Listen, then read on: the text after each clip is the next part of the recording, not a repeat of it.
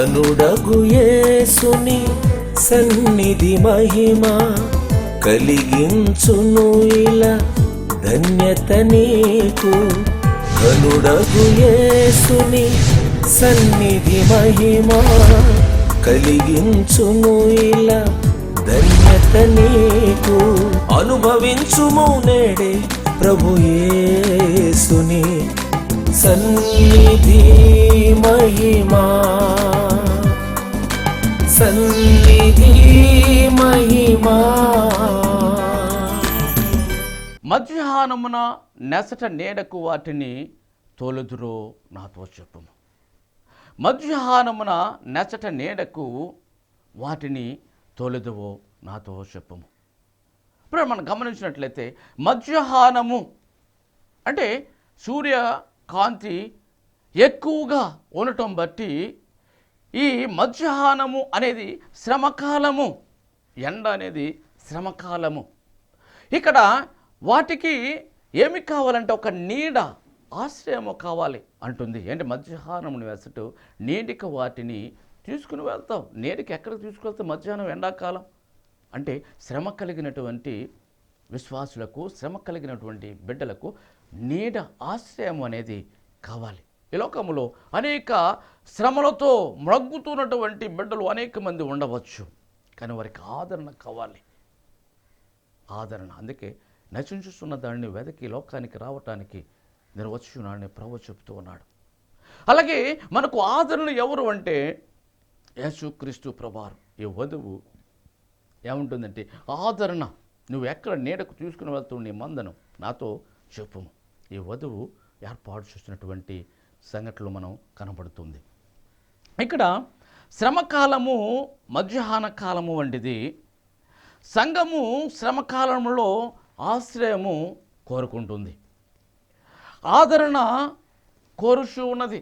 ఈ శ్రమ ఎప్పుడైతే ఉంటుందో ఈ శ్రమ కాలంలో ఆదరణ అనేది కోరుకుంటుంది. కాబట్టి ఈ శ్రమ కాలంలో ఉన్నటువంటి ఈ ఆదరణ ఎప్పుడైతే కోరుకుంటుందో, ఎందుకంటే మనకు ఉదాహరణగా ఇశ్రాయేలు ప్రజలు ఐగుప్తులో మిక్కుటమైనటువంటి శ్రమలు, బంకమన్నుతో ఐగుప్తీయులు ఇశ్రాయేలు ప్రజలను ఇటుక పనులోను చాలా శ్రమ పెట్టిరి. శ్రమ పెట్టిన కొలది వారు బహుగా విస్తరించారు అని లేఖనము కనబడుతూ ఉంది. కాబట్టి వారు బహుగా విస్తరించరి, నాశనం అనేది కాలేదు, వారు ఇంకా విస్తరిస్తూనే ఉన్నారు. కానీ ఇక్కడ శ్రమలలో ఉన్నటువంటి భక్తులను మనం చూడగలుగుతూ ఉంటాం. నెబుకద్నెజరు ఒక విగ్రహానికి పూజ చేయమన్నారు, నమస్కరించమన్నారు. కానీ ఆ ముగ్గురు భక్తులు అసలు నమస్కరించడానికి ఒప్పుకోలేదు. ఎందుకు చేతంటే వారి యొక్క దేవుడు, మా దేవుడు సజీవమైనటువంటి దేవుడు, మాకు ఎటువంటి శ్రమ వచ్చినా ఆ శ్రమ నుండి కాపాడేవాడు అని వారు బహు ధైర్యంతో ఉన్నారు. కనుకనే వారు ఆ శ్రమ కాలంలో వారు ఒక నీడ అనేది అగ్నిగుండంలో వేసిన అగ్నిగుండంలో వారికి నీడ కనబడింది. ఇశ్రాయేల్ ప్రజలు అరణ్యంలో పగటి మేఘస్తంభం నీడ ఏ విధముగా ఉన్నారో అగ్నిలో పడవేసినప్పుడు వారికి నీడ, అటువంటి నీడ మనకు కనబడుతూ ఉంది. ఇప్పుడు మనం గమనించినట్లయితే దేవుని యొక్క నీడను మనం ఆశ్రయించినట్లయితే ఎటువంటి శ్రమలైనను, ఎటువంటి ఇబ్బందులైనను దేవుని యొక్క కాపుదల మనకు ఉంటుంది. భక్తులు పాడుకున్నటువంటి పాటల్లో మనం గమనించినప్పుడు బబులోను దేశమందున ఆ ముగ్గురు భక్తులు బొమ్మకు మొక్కనందున పట్టి బంధించి రాజు అగ్నిలో పడవేస్తే నాలుగోవాడు తిరగలేదా? ఓ భక్తుడా, రాజు రమ్మని పిలవలేదా?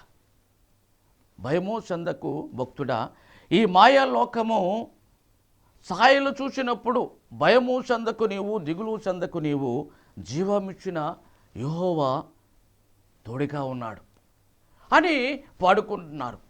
ఎందుకంటే ఈ ముగ్గురు భక్తుల్లో ఆ అగ్నిగుండంలో పడవేసినప్పుడు అనేకమైనటువంటి సంగతులను మనకు కనబడుతూ ఉన్నవి. ఎందుకంటే నీడ, అగ్నిగుండమైన ఎలాగైపోయిందంటే నీడ, ఎటువంటి శ్రమలైనా యేసుక్రీస్తు ప్రభువారు మన మధ్యలో ఉంటే అది నీడగా మనకు దేవుడు ఇస్తూ ఉన్నాడు. అందుకే ఇశ్రాయేల్ ప్రజలు ఎండలో అరణ్యంలో పగలు మేఘస్తంభం, మేఘం మనకుంటే నీడగా మనకు ఆశ్రయం కల్పిస్తుంది.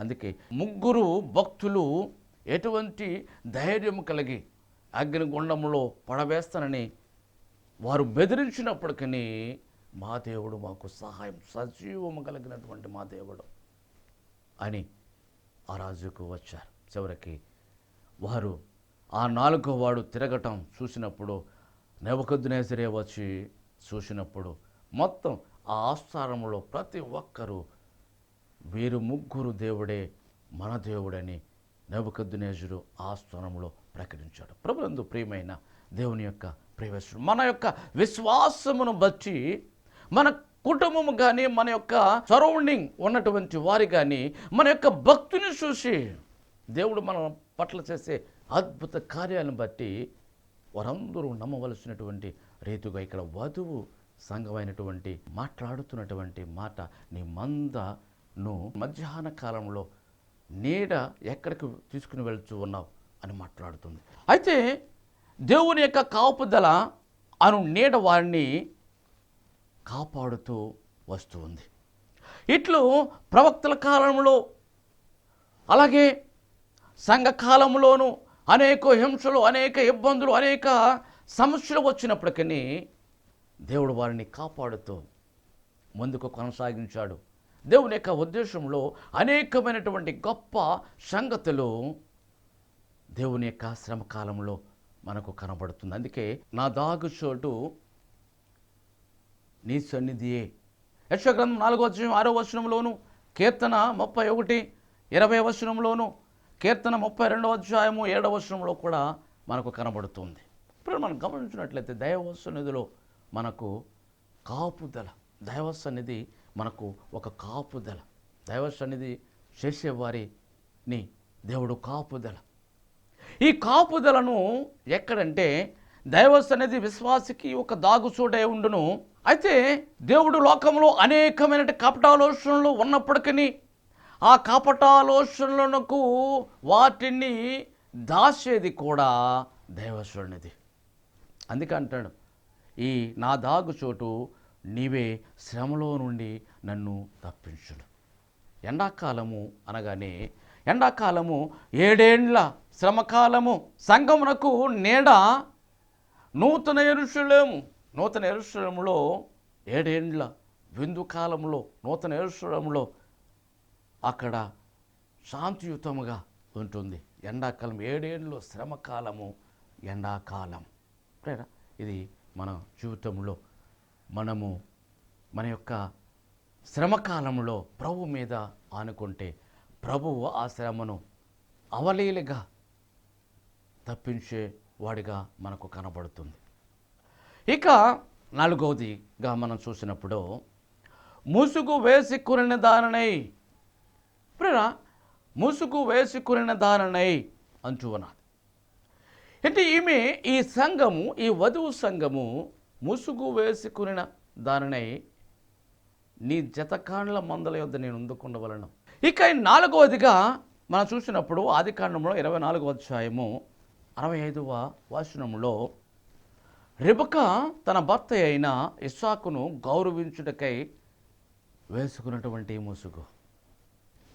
అంటే రెబెకా వధువుగా సిద్ధపడి సంఘటన అబ్రహాముకు కుమారుడు ఇస్సాకుకు వివాహానికి ఎలియాజరును పంపిస్తూ ఉన్నప్పుడు ప్రార్థన పూర్వకంగా ఎలియాజరు వెళ్ళినప్పుడు ఆ సమీపానికి వెళ్ళి ఇక్కడ బాబు దగ్గరకు అనేక మంది కన్యకలు వస్తారు. ఏ కన్యకైతే నాకు సహాయము, నేను త్రాగినని, నా ఒంటరికి తాగినని ఎవరు అంటారో ఆమెని నా యజమాని కుమారునికి ఇస్సాకుకు పెళ్లి కుమార్తెగా నేను తీసుకువెళ్తానని తీర్మానించుకుని అతడు ఆ కడవెత్తుకొస్తున్నటువంటి రెబెకాను అడుగుతాడు. ప్రియుడా, అడుగుతున్నటువంటి సమయంలో ఆమె ఈజీగా తీసుకుంది, ఆమెకు అలవాటు కనుక. అంటే పరిచర్య చేయటంలో గొప్ప నేర్పరి. బావి లోపలికి దిగి మెట్లుగా ఉన్న బావిలోనికి దిగి అతనకు తాగినన్ని నీళ్లు పోసి తన 10 ఒంటెలకి కూడా ఆమె ఓపికతను మెచ్చుకున్నాడు. అతనికి నచ్చినటువంటి స్త్రీ ఈ కుమార్తె వెంటనే తన యజమాని భార్యకు సారాకున్నటువంటి ఆభరణములు వెంటనే ఈమెకు ధరింపజేసి ఈమెను పెళ్ళి కుమార్తెగా వధువుగా శుద్ధపరిచి తీసుకొస్తున్నటువంటి సమయంలో నేను రెడీ, ఈయనతో వెళుదువా అని అతని సహోదరుడు లాభాన్ని అడిగినప్పుడు నేను వెళ్ళుదను అన్నాడు. అంటే రెడీ, మనం ఎప్పుడైనా రెడీగా ఉండాలి. యేసుక్రీస్తు ప్రభు రెండవ రాకడలో మనం వస్తూ ఉన్నప్పుడు మనము ఎప్పుడునూ సిద్ధంగా ఉన్నడలా మనం రెడీ అనే సంఘముగా మనం ఉన్నప్పుడు మనం ఎత్తబడే వారముగా ఉంటాం, వధువుగా ఏర్పాటులో ఉండగలుగుతాం. ఇప్పుడు రెబెక్క వెంటనే ఆయనతో వస్తూ ఉన్న సమయంలో ఒంట్ల మీద వస్తూ ఉన్నప్పుడు తన పొలంలోకి వచ్చినప్పుడు ఇసాకును చూసినప్పుడు వెంటనే ఒంట్ల మీద దిగి తన ముసుగును వేసుకున్న దాని గౌరవార్థముగా. సంఘంలో స్త్రీలు కూడా ముసుగు ధరించుకున్నటువంటి దేవుని వాక్యము డెలివరీ అవుతూ ఉండగానే నీ ముసుగును ప్రభువు గౌరవించే నిమిత్తం. ఇప్పుడు మనం గమనించినట్లయితే ఇక్కడ రెబెక్క ఇస్సాకును గౌరవించే నిమిత్తం వేసుకున్నటువంటి ముసుగు. రెండవదిగా మనం చూసినప్పుడు నిర్గమకాండంలో 31వ అధ్యాయం 35వ వచనంలో మోషే ముఖము ప్రకాశవంతముగా ఉన్నప్పుడు ఇశ్రాయేలు ప్రజలు చూడలేనందున వేసుకున్నటువంటి ముసుగు. 40 రోజులు మోషే శుకోపవాస దినాల్లో ప్రభువుతో సన్నిహితముగా ఉన్నప్పుడు ఆయన ముఖం నుంచి సూర్యకాంతి వలె ప్రకాశిస్తూ ఉన్నప్పుడు, నువ్వు సన్నిధిలో దేవునితో సహవాసం చేస్తూ ఉన్నప్పుడు నీ ముఖం నుంచి వచ్చే కాంతిని ఎదుటి వాళ్ళకి బహిరంగంగా ఉన్న సంఘానికి తెలియదు, కానీ ఆత్మీయ భావములతో ఉన్న వారికి. ఇక్కడ కొండ మీద నుంచి వస్తున్నటువంటి సినాయి కొండ మీద వస్తున్నటువంటి మోసే ముఖము ఇశ్రాయేలు ప్రజలు చూడలేనటువంటి వారిగా, మోసే నీ ముఖం మేము చూడలేకపోతూ ఉన్నాం. ప్రకాశత దానికి అప్పుడు ముసుగు వేసుకున్నాడు మోషే. ఇప్పుడు మనం గమనించినట్లయితే 1 కొరింథీయులకు రాసిన పత్రికలో 11వ అధ్యాయం 6వ వచనంలో ప్రార్థన సమయంలో స్త్రీ తన తల మీద వేసుకున్నటువంటి ముసుగు. పౌలు గారు 1 కొరింథీ సంఘానికి వ్రాస్తున్నటువంటి మాటలు మనం గమనించినట్లయితే, అలాగే 2వ కొరింథీ 3వ అధ్యాయం 14వ వచనంలో ప్రభువు రాలేదని యూదులు వేసుకున్నటువంటి ముసుగు. ఇక్కడ వధువు సంఘము పైనున్న వేసుకున్నటువంటి ముసుగులలో ఏది కాదు, కానీ వధువు సంఘము ప్రభువు దూతలు పరిశుద్ధులు కనబడి నాతో మాట్లాడుతున్నారు అనే అనుభవము మిగతా అనుభవం లేని వారితో చెబుతున్నటువంటి వారితో మాట్లాడుతున్నటువంటి అనుభవం ముసుగు. అటువంటి ముసుగు ధరించిన వారిగా మనం ఉండాలి. ఈ ముసుగు అనేది సిద్ధపడినటువంటి వారముగా, అనుభవంలో ఆత్మీయ మర్మంలో కలిగినటువంటి వారముగా, దేవునితో సహవాసం కలిగినటువంటి ముసుగు ధరించుకున్నటువంటి వారముగా. అంటే నేను ముసుగు వేసుకొని దానినై అనుభవం కలిగినటువంటి వధువు సంఘము మిగతా అనుభవం లేని బాహ్య సంఘంలో ఉన్నటువంటి అంతరంగ అనుభవంలో ఉన్నటువంటి ఈ వధువు మాట్లాడుతూ ఉంది. ఇప్పుడు మనం గమనించినట్లయితే నీ జతకాండ్ల మందల యొద్ద నేనెందుకు ఉండవలను. మనం గమనించినట్లయితే పౌలు గారు ఒక మాట ఉంటున్నాడు. 1 కొరింథీ 3వ అధ్యాయం 9వ వచనంలో, 2వ కొరింథీ 6వ అధ్యాయం 1వ వచనంలో, 2వ కొరింథీ 8వ అధ్యాయం 23వ వచనంలో పౌలు గారు మాట్లాడుతున్నారంటే మేము దేవుని జత పనివారమై ఉన్నాము అంటూ ఉన్నాడు.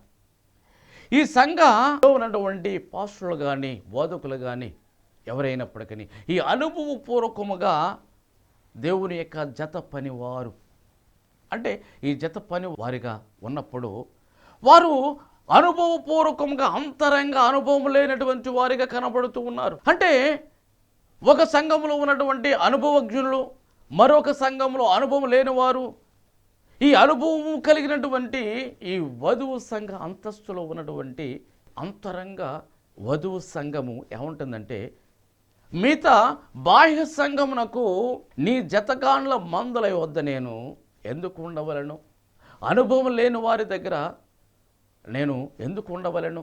వధువు సంఘము మాట్లాడుతూ ఉంది.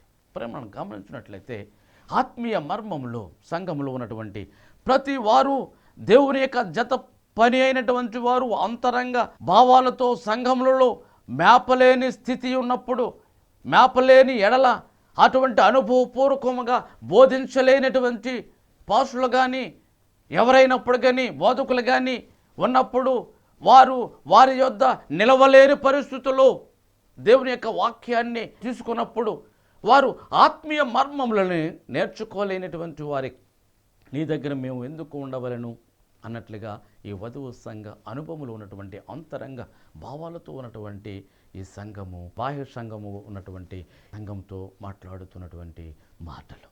ప్రేరణ కొంతమందికి ప్రార్థన అనుభవం కానీ, స్వార్థ ప్రకటించే అనుభవం కానీ, దైవ సన్నిధి చేసే అనుభవం కానీ కొంతమంది జీవితంలో లేనప్పుడు వారు అంతరంగముగా లేనటువంటి వారిగా కనబడుతుంది.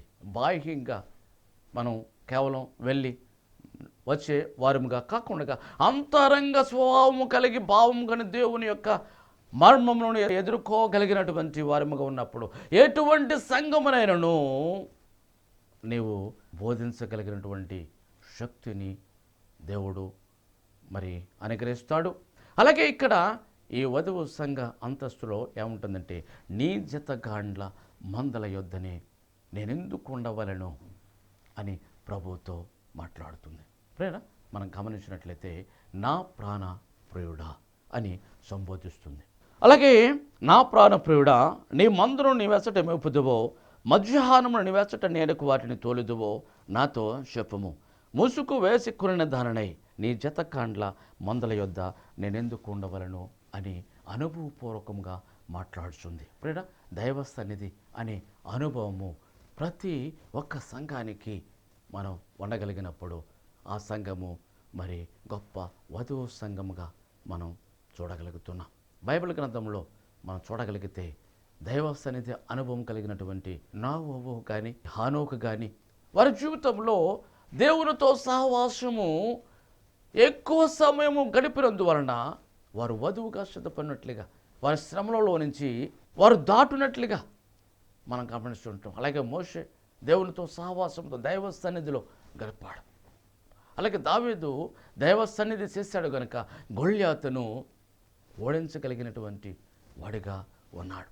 అలాగే ఎవరు విశ్వాస జీవితంలో ఏ సంఘములో దైవ సన్నిధి అనుభవము కలిగి ఉంటుందో ఆ సంఘము అనేకమైనటువంటి విజయాలు కలిగి ఉంటుందని ఈ వధువు సంఘము అయినటువంటి ఈ వధువు ప్రభుతో మాట్లాడుతుంది. అలాగే మన జీవితంలో దేవునితో సహవాసమును మనం కలిగిన వారమై దేవుడు రెండవ రాకడలో వచ్చే సమయానికి 5 ఏ విధముగా వారి సిద్ధపాటును కలిగి ఉన్నారు.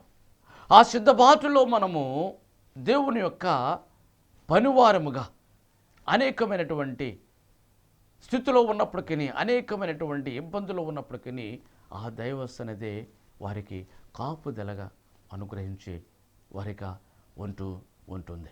కనుక మనము ప్రభుతో సహవాసము చేసేటప్పుడు మనం వధువుగా సిద్ధపడి అంతస్తులో ఉండాలంటే నీవు దైవ సన్నిధి చేయాలి. ఈ దైవ సన్నిధి అనుభవంలో అనేక మంది భక్తులు మనకు కనబడుతూ ఉన్నారు. ఈ భక్తుల జాడలో మనం వెళ్ళినప్పుడు దేవుని యొక్క సహవాసములో దేవుడిని ఎదుర్కోగలిగినటువంటి అనుభవము నీకు ఇక్కడ కనబడుతుంది. అట్టి అనుభవము దేవుడు మనకందరికను దీవించి ఆశీర్వదించి దేవుని యొక్క అనుభవంలోనికి, దేవుని యొక్క పనిలో మనం ఉండగలిగితే, ఆయన యొక్క సహవాసములో ఉన్నప్పుడు దేవుడు అట్టి అనుభవమును మరి ఈ వధువుకు ఉన్నటువంటి ప్రియుడు, నా ప్రాణప్రియుడు అనే అంతస్తులో దేవుడు నిన్ను చేర్చును గాక. ఆమేన్. చిన్న ప్రార్థన చేసుకుందాం. మహాపరిశుద్ధుడా, వందనాలు, స్తోత్రాలు. ఇదిగో ప్రభు, ఈ సమయంలో నాయన నీ సహవాసంలోనికి వచ్చినటువంటి నీ బిడ్డలకు, నీ సహవాసంలో ఉన్నటువంటి నీ బిడ్డలకు ఎటువంటి శ్రమ అయినప్పటికీ, ఎండాకాలము ఎటువంటి ఎండాకాలంలో శ్రమ ఉన్నప్పటికీ, ఇబ్బంది ఉన్నప్పటికీ, షడ్రకు మేషకు ఆబేద్నెగోలు ఎటువంటి శ్రమ అయినప్పటికీ ఆ యొక్క అగ్నిగుండంలో వేసినప్పటికీ, కొలుములో వేసినప్పటికీ నీవు తోడుగా ఉన్నావు. సింహబోనులో దానియేలును వేసినప్పుడు సింహములో ఏ హానియు చేయలేదు. నీ నీడను దానియేలుకు ఉంచు. దేవుని మీద ఆనుకోగలిగితే ఎటువంటి శ్రమ అయినప్పటికీ ప్రభు మనల్ని కాస్తూ దేవుని యొక్క పిలుపుతో నీవు వచ్చినట్లయితే, దేవుని యొక్క పిలుపుతో నీవు నడిచినట్లయితే, దేవుని యొక్క పిలుపుతో నీవు ఉన్నట్లయితే ఎటువంటి శ్రమ అయినా, ఎటువంటి ఇబ్బంది అయినా దేవుని యొక్క శక్తి నిన్ను నీడలా కాపాడుతుంది. ఇశ్రాయేల్ ప్రజలకు ఐగుప్తు దేశంలో ఎంతో శ్రమ అనుభవించినప్పటికీ ఆ శ్రమను దేవుడు ఒక నీడలా తీసివేశాడు. ఎర్ర సముద్రాన్ని 2 పాయలుగా చేసి 6 నెలలు నడిపించాడు. 40 సంవత్సరములు మేఘస్తంభములో నడిపించారు. వారికి వండుకో పని లేదు. దేవదూతలు తినే ఆహారమును భుజించారు. వారికి చెప్పులు అరగలేదు, బట్టలు మాయలేదు, రోగములు లేవు. అది ఎప్పుడు వచ్చింది అంటే మోషే మీదను సనుగు కొన్నప్పుడు శ్రమ వచ్చింది, తిరగబడినప్పుడు రోగములు కలిగాయి. నీ దైవజనుల మీద నువ్వు తిరగబడినా, నీ దైవజనుల మీద మాట్లాడినా, నీ దైవజనులకు ఏది చేసినా అది నీకు శ్రమగానే ఉంటుంది, రోగముగానే ఉంటుంది. మళ్ళా మోషే ప్రార్థన చేసినప్పుడు ఆ శ్రమ పోయింది. అందుకే ఇశ్రాయేల్ ప్రజలకు ఎటువంటి శ్రమ లేకుండా 40 సంవత్సరంలో ఎడారిలో నీడను కలుగు చేసినటువంటి దేవుడు మనకు ఎటువంటి శ్రమ అయినప్పటికీ, ఎటువంటి ఇబ్బంది అయినప్పటికీ దేవుడు ఆ శ్రమ కాలములో, వ్యాధి కాలములో, హింస కాలములో, ఉగ్రత సమయంలో దేవుడు మనకు ఒక నీడగా ఉండి, ఆదరణగా ఉండి మన నడిపిస్తాడు. అటువంటి ధన్యత దేవుడు చూసేవారికి, వినుచున్న ప్రతి బిడ్డలకును ఏ సన్నిధి మహిమ ద్వారా అందిస్తున్నటువంటి ఈ ఆత్మీయ సందేశములను మీ ఆత్మీయ జీవితంలో ఉండాలని దేవునికి ప్రార్థిస్తూ, యేసుక్రీస్తు ప్రభు నామములో, శ్రేష్టమైన నామములో బ్రతుములాడి వినయముగా వేడుకొనుచున్నాము తండ్రి. ఆమేన్, ఆమేన్, ఆమేన్. మరణాత. చిన్న ప్రార్థన చేసుకుందాం. మహాపరిశుద్ధుడా, వందనాలు, స్తోత్రాలు. ఇదిగో ప్రభు, ఈ సమయంలో నాయన నీ సహవాసంలోనికి వచ్చినటువంటి నీ బిడ్డలకు, నీ సహవాసంలో ఉన్నటువంటి నీ బిడ్డలకు ఎటువంటి శ్రమ అయినప్పటికీ, ఎండాకాలము, ఎటువంటి ఎండాకాలంలో శ్రమ ఉన్నప్పటికీ, ఇబ్బంది ఉన్నప్పటికీ, షడ్రకు మేషకు ఆబేద్నెగోలు ఎటువంటి శ్రమ అయినప్పటికీ ఆ యొక్క అగ్నిగుండంలో వేసినప్పటికీ, కొలుములో వేసినప్పటికీ నీవు తోడుగా ఉన్నావు. సింహబోనులో దానియేలును వేసినప్పుడు సింహములో ఏ హానియు చేయలేదు. నీ నీడను దానియేలుకు ఉంచు. దేవుని మీద ఆనుకోగలిగితే ఎటువంటి శ్రమ అయినప్పటికీ ప్రభు మనల్ని కాస్తూ దేవుని యొక్క పిలుపుతో నీవు వచ్చినట్లయితే, దేవుని యొక్క పిలుపుతో నీవు నడిచినట్లయితే, దేవుని యొక్క పిలుపుతో నీవు ఉన్నట్లయితే ఎటువంటి శ్రమ అయినా, ఎటువంటి ఇబ్బంది అయినా దేవుని యొక్క శక్తి నిన్ను నీడలా కాపాడుతుంది. ఇశ్రాయేల్ ప్రజలకు ఐగుప్తు దేశంలో ఎంతో శ్రమ అనుభవించినప్పటికీ ఆ శ్రమను దేవుడు ఒక నీడలా తీసివేశాడు. ఎర్ర సముద్రాన్ని 2 పాయలుగా చేసి 6 నెలలు నడిపించాడు. 40 సంవత్సరములు మేఘస్తంభములో నడిపించారు. వారికి వండుకో పని లేదు. దేవదూతలు తినే ఆహారమును భుజించారు. వారికి చెప్పులు అరగలేదు, బట్టలు మాయలేదు, రోగములు లేవు. అది ఎప్పుడు వచ్చింది అంటే మోషే మీదను సనుగు కొన్నప్పుడు శ్రమ వచ్చింది, తిరగబడినప్పుడు రోగములు కలిగాయి. నీ దైవజనుల మీద నువ్వు తిరగబడినా, నీ దైవజనుల మీద మాట్లాడినా, నీ దైవజనులకు ఏది చేసినా అది నీకు శ్రమగానే ఉంటుంది, రోగముగానే ఉంటుంది. మళ్ళా మోషే ప్రార్థన చేసినప్పుడు ఆ శ్రమ పోయింది. అందుకే ఇజ్రాయేల్ ప్రజలకు ఎటువంటి శ్రమ లేకుండా 40 సంవత్సరంలో ఎడారిలో నీడను కలుగు చేసినటువంటి దేవుడు మనకు ఎటువంటి శ్రమ అయినప్పటికీ, ఎటువంటి ఇబ్బంది అయినప్పటికీ, దేవుడు శ్రమ కాలములో, వ్యాధి కాలములో, హింస కాలములో, ఉగ్రత సమయంలో దేవుడు మనకు ఒక నీడగా ఉండి, ఆదరణగా ఉండి మన నడిపిస్తాడు. అటువంటి ధన్యత దేవుడు చూసేవారికి, వినుచున్న ప్రతి బిడ్డలకును ఏ సన్నిధి మహిమ ద్వారా అందిస్తున్నటువంటి ఈ ఆత్మీయ సందేశములను మీ ఆత్మీయ జీవితంలో ఉండాలని దేవునికి ప్రార్థిస్తూ, యేసుక్రీస్తు ప్రభు నామములో, శ్రేష్టమైన నామములో బ్రతుములాడి వినయముగా వేడుకొనుచున్నాము తండ్రి. ఆమేన్, ఆమేన్, ఆమేన్. మరణాత. మీ యొక్క ప్రార్థనా అవసరతలకు మమ్మును సంప్రదించవలసిన చిరునామా reverend M Raj Dayakar, door number 2-401, Netaji Nagar, Saint an school వెనుక వీధి, రాజమండ్రి. మమ్మును సంప్రదించవలసిన ఫోన్ నంబర్లు 9885177752 మరియు 9491291754.